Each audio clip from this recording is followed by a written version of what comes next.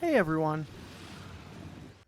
I'm your host D, also known as MTF Doom, and today we're going to talk about 6-drops, when they're good, when they're bad, and when you should pilot the goddamn Ava, Shinji. I hope you enjoy.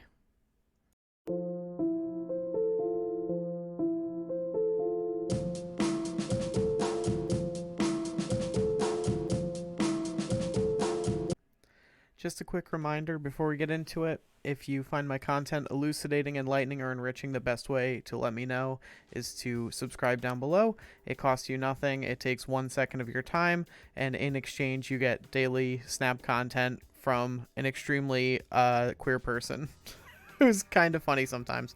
Alright, all that being said, today we're talking about 6-cost cards in Marvel Snap.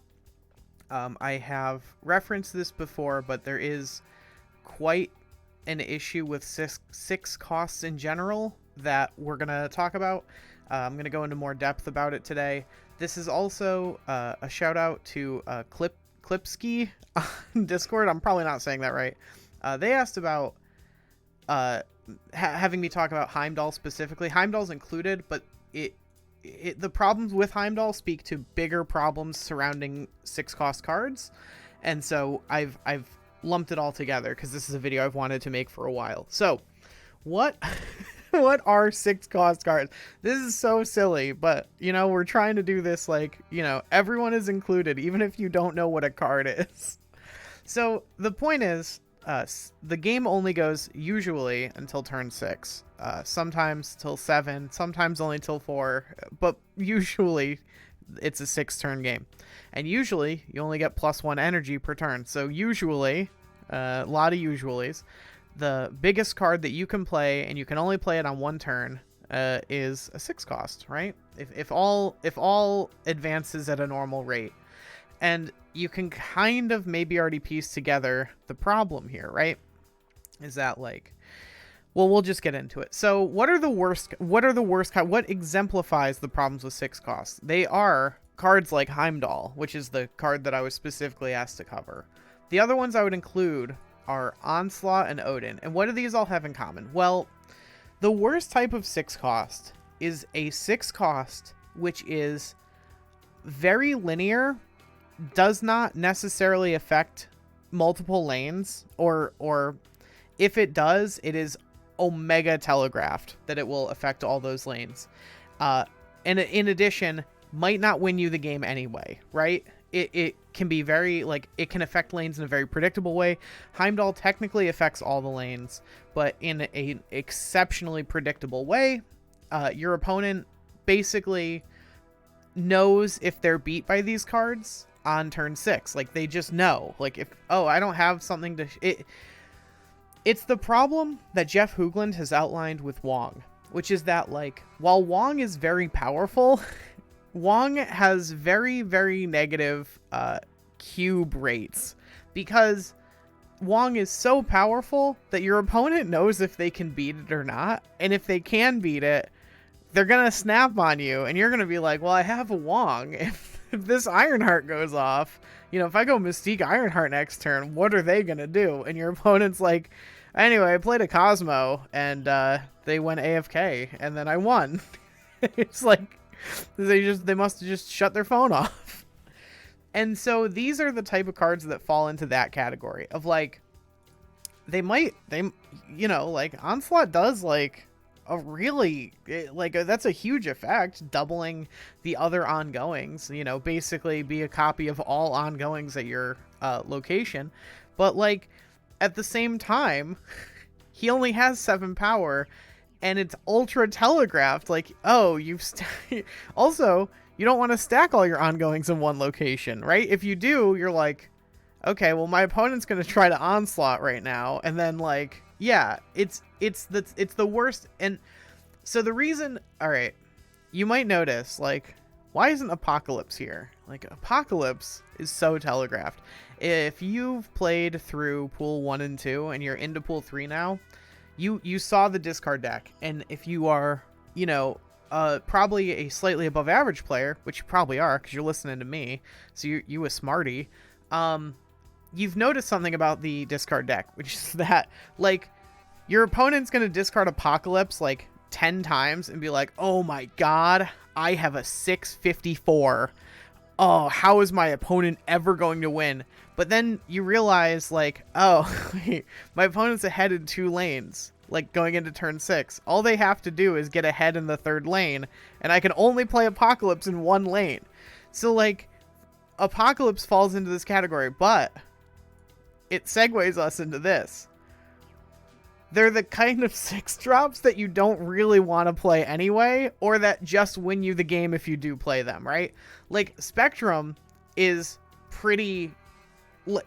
Spectrum, there's an asterisk here. I don't have Destroyer, but the reason the Spectrum Destroyer deck got so popular and remains like a fairly good deck is because if you have 2 6 drops and they win you games in different ways, it gives you a lot of play points.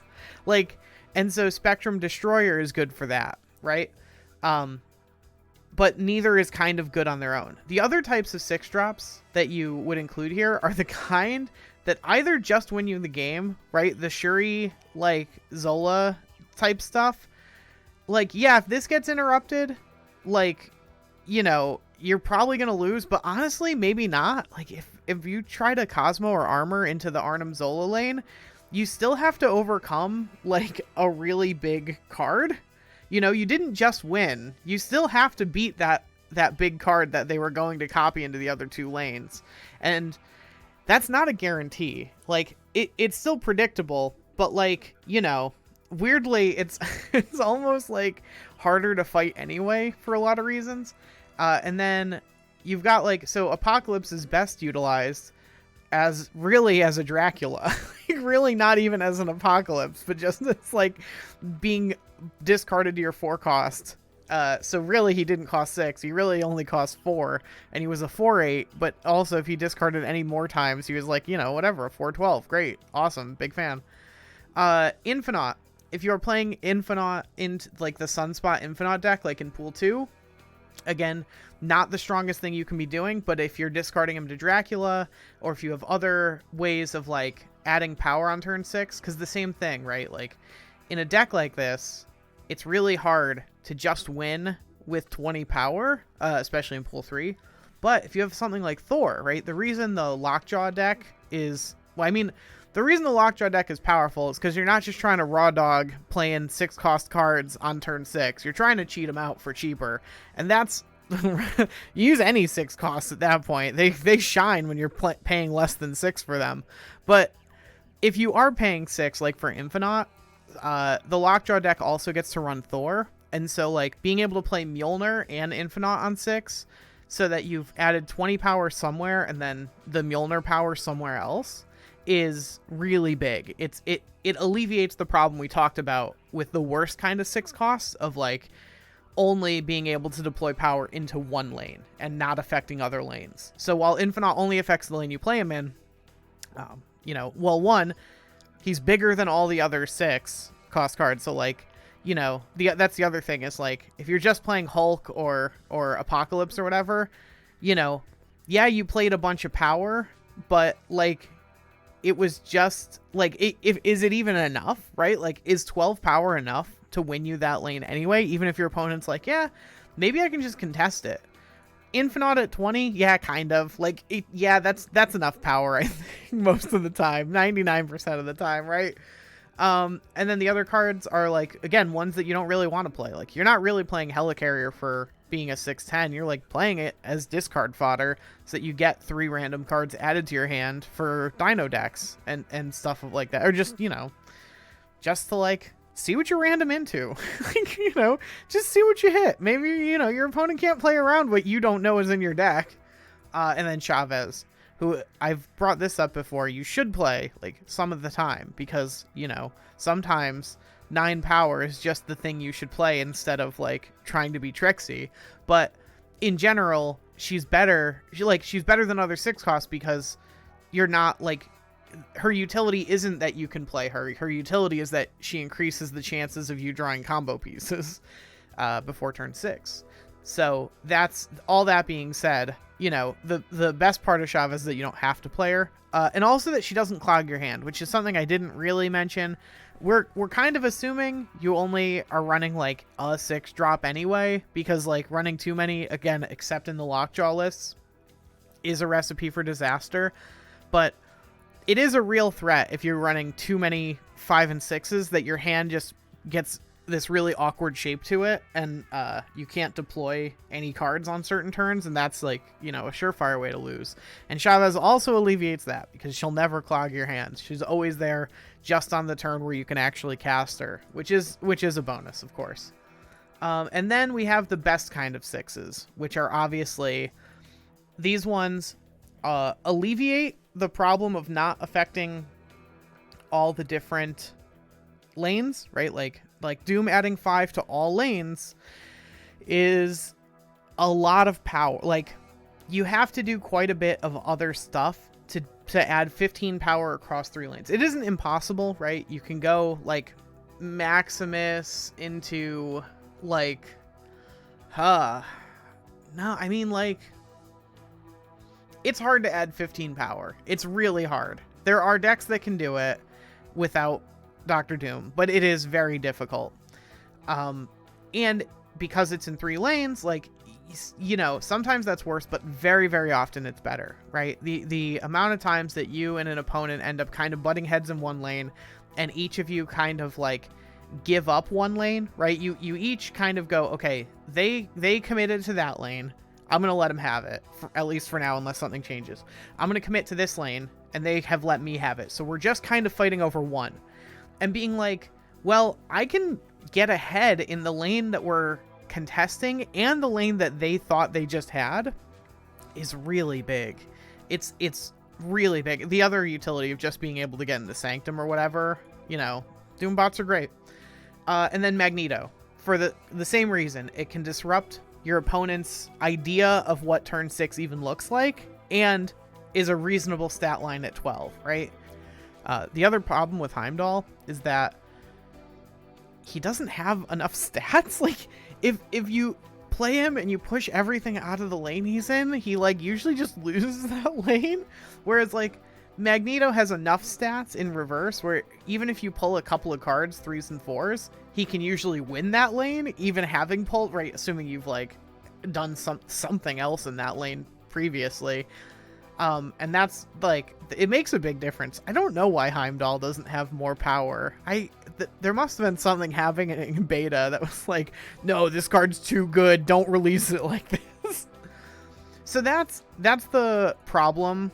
And kind of the best and worst types of 6s, how you think about them. You know, I know we as players very often just love big numbers. Like, I mean, the Shuri Taskmaster deck is good regardless, but I think it's also overrepresented because it's got the biggest numbers, you know. Like, I love my negative Wong decks because I just get to go negative Wong, Mystique, Ironheart, whatever, and it's like, wow, look at all those numbers. Like, that's so cool. I love numbers. We just love them as players, as people. You know, doing the biggest, flashiest thing is really fun. It's really cool. But in general, it's also kind of the worst play in a lot of ways on turn 6. It's much more predictable. It's much more linear, and it's unfortunate. I think the Sandman change was meant to try to help out 6-cost cards, because you can see how many more like mid 6s, like the types of 6s that we're trying not even really to play most of the time, see play, than the types of like 6s that actually are good and affect the board in interesting, hard to deal with ways. Because, like, you know, the amount of times I've just, like, I say Magneto has enough power to, like, win you a lane, but also, like, I play a Bishop deck. The amount of times I've beaten a Magneto play, because, like, they pull a Bishop and they're like, oh, yeah, this thing's huge. Like, I wish the 6 costs were better. I wish that fair Marvel the Snappening rewarded players more instead of unfair Marvel the Snappening, because I like playing fair decks that want to interact reasonably and be fun and engaging. But that's a tangent for a different day. I hope you enjoyed. I hope you find this content elucidating, enlightening, or enriching. And I hope you have a great day. And I will see you all tomorrow.